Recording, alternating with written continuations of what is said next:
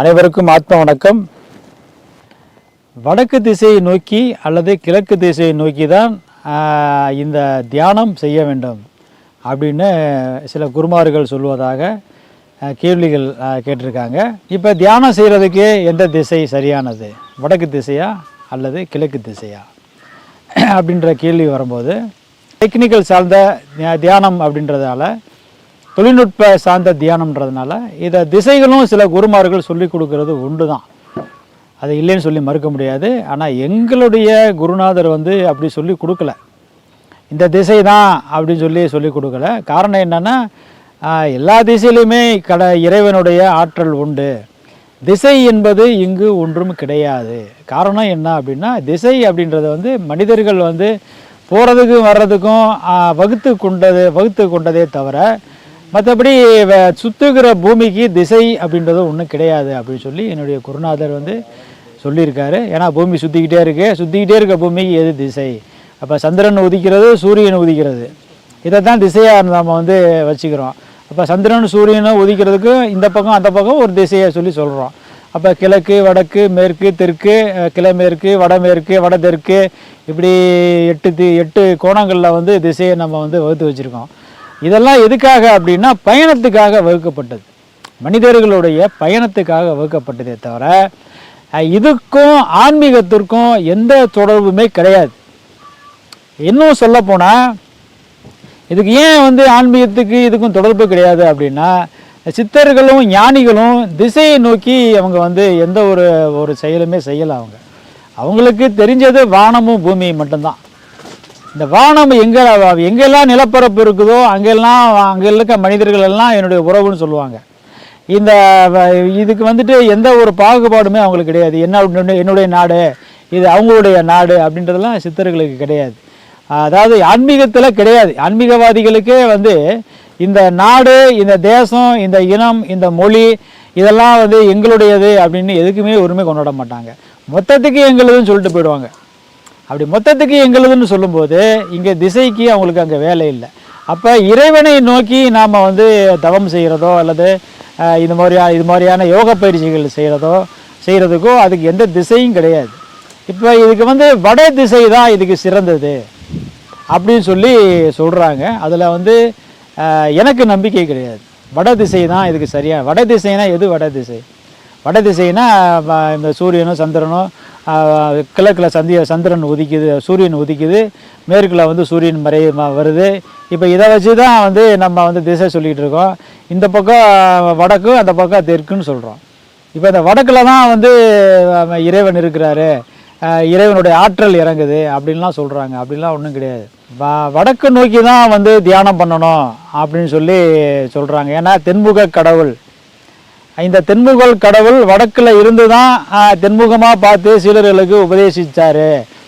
அதனால் இது வடக்கு நோக்கி நாம் உட்காந்து தியானம் பண்ணணும் அப்படின்னு ஏன்னா குருவுடைய தன்மை அப்படி தான். இன்னும் அந்த காலத்தில் இருக்க இப்போ குருமார்கள்லாம் வடக்கில் உட்காந்து தெற்கு முகமாக சீடர்களை அமர வைத்து தான் உபதேசம் கொடுப்பாரு. அதுக்கப்புறம் அவங்க இந்த பயிற்சி பண்ணும்போது அப்படி தான் பயிற்சி பண்ணணும். இப்போ இந்த பக்தியில் அப்படி கிடையாது. பக்தியில் கடவுள் எப்படி அமைக்கப்பட்டிருக்குன்னா, கிழக்கு நோக்கி தான் அநேக கோயில்கள் கிழக்கு நோக்கி தான் இருக்கும். ஏதோ 1-2 கோயில்கள் திசை மாறி இருக்கும். இப்போ பழனியிலலாம் பார்த்தா வடக்கு நோக்கி தான் சிலை அமைக்கப்பட்டிருக்கும். அப்போ வடக்கு நோக்கி அமைக்கப்பட்டிருக்கிற காரணம் வேறு, இப்போ கிழக்கு நோக்கி அமைக்கப்பட்டிருக்கிற காரணங்கள் வேறு. இப்போ இந்த கிழக்கு நோக்கி அமைக்கப்பட்டிருக்கிறது அப்படின்னா, அவங்க கிழக்கு நோக்கி இருக்கிற சாமியை அவங்க வணங்கும் போது, பக்தர்கள் வணங்கும் போது மேற்கு நோக்கி தான் வணங்கணும். அவங்க இது சராசரி மனிதர்களுக்கு வகுக்கப்பட்ட ஒரு பாதை இது. இப்போ இந்த வடக்கு நோக்கி இருக்கக்கூடிய சில கோயில்கள் உண்டு. இப்போ இந்த வடக்கு நோக்கி இருக்கக்கூடிய கோயில்களுக்கெல்லாம் சில ஒரு விசேஷமான பெயர்களும் உண்டு. அது எதுன்னு பார்த்தீங்கன்னா, இப்போ பழனிக்கு தென்பழனின்னு பேர் வச்சுருப்பாங்க. அதே மாதிரி தென்பழனின்னு பேர் வச்சுருப்பாங்க. சுவாமி வடக்கு நோக்கி இருப்பார். இதற்கு என்ன காரணம் அப்படின்னா, ஞானிகளை பொறுத்த வரைக்கும் 2 திசை தான், ஒன்று வடக்கு, இன்னொன்று தெற்கு. இந்த வடக்கு என்பது ஆகாயம், தெற்கு என்பது நிலப்பரப்பு. மொத்த நிலப்பரப்புமே தெற்கு தான், மொத்த ஆகாயமுமே வடக்கு தான். அதனால தான் தென்னாடுடைய சிவனை போற்றி எந்நாட்டவர்க்கும் இறைவா போற்றின்னு நம்மளுடைய மாணிக்கவாசகர் பெருமான் ரொம்ப அருமையாக சொன்னார். இதற்கு ஏதோ விலக சொல்லிகிட்டு இருக்காங்க. ஏதோ நம்ம தென்னாட்டில் தான் வந்து சிவன் இருந்தாராம், வடநாட்டில் வந்து சிவன் இல்லையா, அப்போ உலகத்தில் சிவன் இல்லையா, சிவனுடைய ஆதிக்கம் இல்லையா? சிவம் என்றால் முதல்ல என்னது? சிவம் என்றால் அது ஒரு ஒன்றுமில்லாத வெட்ட வெளி, ஏக வெளி, பரவெளி. அது அந்த பரவெளியில் இருந்து இயங்கக்கூடிய இயக்கத்தை தான் சிவம் என்று சொல்வது. அந்த இயக்கம் தான் நம்மளை வந்து இயக்கிக்கிட்டு இருக்குது. அப்போ அந்த இயக்கம் வந்து வெறும் தென்னாட்டில் மட்டும்தான் இருக்கா, நம்ம தமிழ்நாட்டில் மட்டும்தான் இருக்கா? அது உலகம் முழுக்கவே இருக்குது. அப்போ உலகம் முழுக்க இருக்கக்கூடிய அந்த சிவத்தோடைய ஆட்டத்தை தனக்குள்ளே ஒரு தென்னாட்டுக்குள்ளே ஒரு பகுதிக்குள்ளே ஒரு ஞானி சுருக்கி பேசியிருப்பாரா அப்படின்றத பார்க்கணும். நம்ம மாணிக்கவாசகர் ஐயா மட்டும்தான் இது மாதிரி சொல்லியிருக்கிறாரா அப்படின்னா பல ஊர்களில் உள்ள கோயில்களை நீங்கள் பார்க்கணும். இப்போ வந்து வடலூர்னு பேர் வச்சுருக்காரு நம்ம வள்ளலார் ஐயா. வந்து வடலூர்னு ஏன் பேர் வச்சார்? அதுக்கு ஏன் கிழக்கு ஊர்னு பேர் வச்சுருக்கலாம், இல்லை மேற்கு ஊர்னு பேர் வச்சுருக்கலாம் இல்லையா?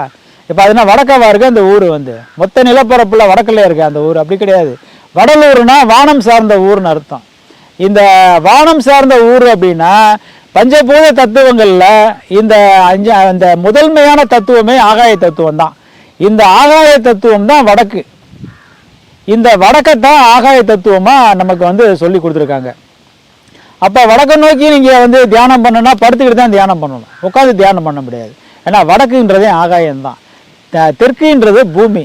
அதனால தான் தென்முக கடவுள் அப்படின்னு சொல்கிறது. தென்முக கடவுள் அப்படின்னா வடக்கிலிருந்து நமக்கு வரக்கூடிய அந்த வெட்டவெளியிலேருந்து வரக்கூடிய அந்த ஆகாய காஸ்மிக் எனர்ஜின்னு சொல்கிறாங்க இல்லையா, சில இதெல்லாம் சொல்லுவாங்க. ஆற்றல் அப்படின்றது வந்து எங்கேருந்து வருது அப்படின்னா அது வடக்கிலிருந்து வருது, அதாவது ஆகாயத்திலிருந்து வருது. அதனால தான் அதை தென்முக கடவுள், ஆகாயத்திலேருந்து நம்மளை அது பார்க்குது. அப்போ அங்கே ஆகாயத்திலேருந்து வரக்கூடிய அந்த ஆற்றல் எங்கே வருதுன்னா நிலப்பரப்புக்கு வருது. அதனால தான் அது தென்முக கடவுள்னு அதுக்கு பேர். அந்த தென்முக கடவுள் அப்படின்னு பேர் வச்சுட்டோன்னே நம்ம தெற்கு முகமாக உட்காந்து பார்த்து நம்ம வந்து தியானம் பண்ணுறது கிடையாது, வடக்கு முகமாக உட்காந்து தியானம் பண்ணுறது கிடையாது. ஏன்னா அது மொத்த நிலப்பரப்புலையுமே அந்த சக்தி வந்து இங்கே வந்து விழுந்துக்கிட்டு தான் இருக்குது. அப்போ மொத்த நிலப்பரப்புலையும் அந்த சக்தி வந்து இங்கே விழுகும்போது நீங்கள் எந்த திசையில் வந்து நீங்கள் சரியான திசைன்னு சொல்லுவீங்க? வடக்கு திசையை சொல்லுவீங்களா, தெற்கு திசையை சொல்லுவீங்களா, மேற்கு திசையை சொல்லுவீங்களா, இல்லை கிழக்கு திசையை சொல்லுவீங்களா? 8 திக்கும் 16 கோணமும் முட்டி ததிந்தோம்பும் சோதியை கட்டி உருட்டி மூடரெல்லாம் தன் கக்கத்தில் வைப்பார் கருத்தில் வையார்னு திருமூலர் சொல்லுவார். அப்போ 8 திக்கும் 16 கோணமும் வந்து இந்த ஆற்றல் வந்து வந்துக்கிட்டே தான் இருக்குது.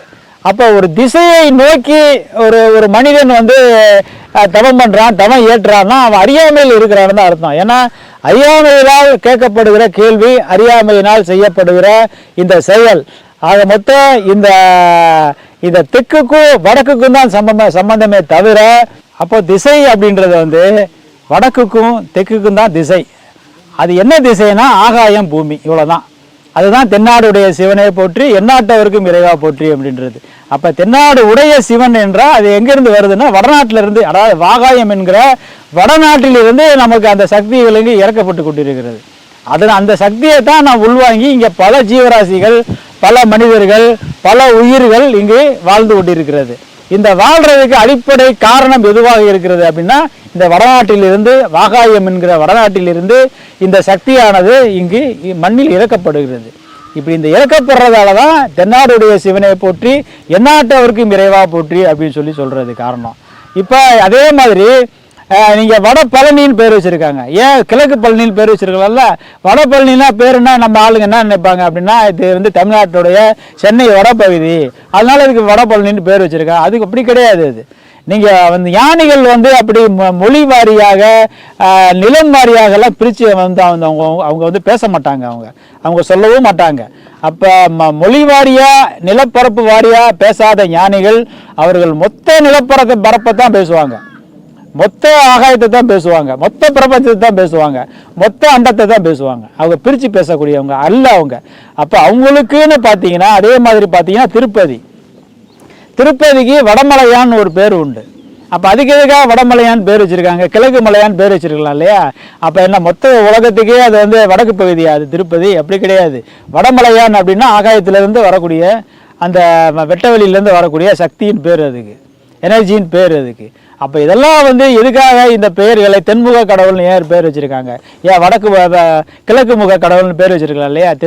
தென்முக கடவுள்னா அந்த வடக்கு என்கிற ஆகாயத்திலிருந்து தென்முகமாக நிலப்பரப்பை அது பார்த்து கொண்டிருக்கிறது. நிலப்பரப்புக்கு தன்னுடைய ஆற்றலை அது அளித்து கொண்டிருக்கிறது. அதனால தான் அது தென்முக கடவுள்னு பேர். அதனால் வந்துட்டு இது வந்து இந்த திசையில் பார்த்து உட்கார்றது, அந்த திசையில் பார்த்து உட்கார்றதெல்லாம் வந்து அறியாமையினால் ஏதாவது ஒன்று சொல்லிக் கொடுக்கணுன்றதுக்காக இதெல்லாம் சேர்த்து சொல்லிக் கொடுக்கறது. பல ரகசியங்களை சொல்லிக் கொடுக்கும்போது இதையும் சேர்ந்து சொல்லிக் கொடுக்கறது. அப்போ இந்த மாதிரியான விஷயங்கள் எல்லாம் வந்து ஃபாலோ பண்ணி இந்த வடக்கு திசையில் உட்காந்து ஞானம் அடைந்தவர்கள் எத்தனை பேருன்றது எனக்கு தெரியல. மனம் ஒன்றுபட்டால் மட்டுமே ஞானம் கிடைக்கும்.